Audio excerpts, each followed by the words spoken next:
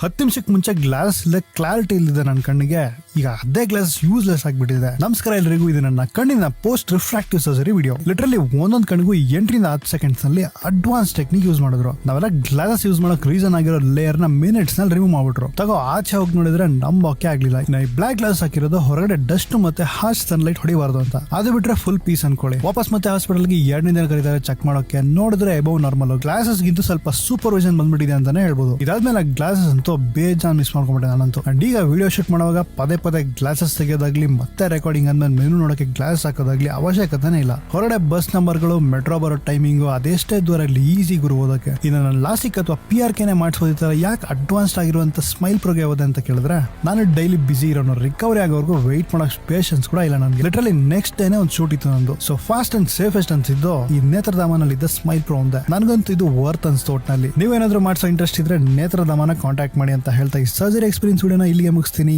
ಬಾಯ್.